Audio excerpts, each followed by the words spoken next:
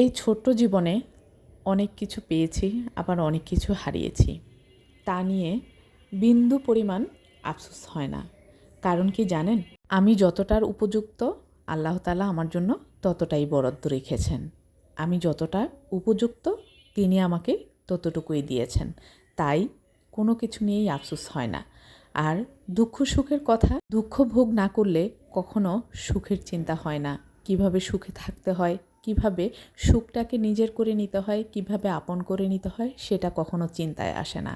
তার জন্য দুঃখেও থাকা লাগে, সুখেও থাকা লাগে। মহান পাক রাব্বুল আলামিনের দরবারে হাজার শুকরিয়া আদায় করি। মাবুদ, তুমি আমাকে যেমন দুঃখ দেখিয়েছ, তেমনি সুখের পরশও দিয়েছ। তাতে আমি অনেক অনেক শুকরিয়া আদায় করছি তোমার দরবারে। জীবন চলার পথে কত মানুষের সাথে দেখা হয়, কত রঙিন রঙিন মানুষের সাথে দেখা হয়।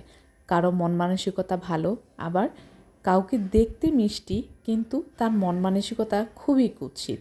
ভালো মন্দ দেখে এখন মনে হয় কি, মানুষের সাথে চলাফেরাটা খুব কমিয়ে দেওয়াটাই উত্তম।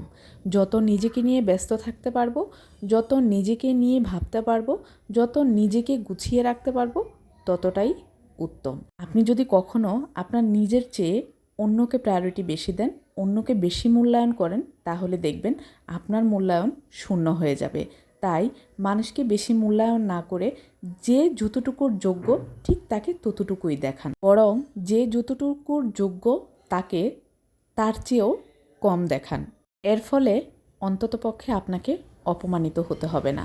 যেখানে দেখবেন আপনার মূল্য নাই, যেখানে আপনার কথার প্রায়োরিটি নাই, এখানে গেলে আপনি ভালো কিনা মন্দ সেটা প্রমাণ করতে হবে। জায়গাগুলো থেকে দূরে থাকুন, নিজেকে নিয়ে ভাবুন, ভালো থাকবেন।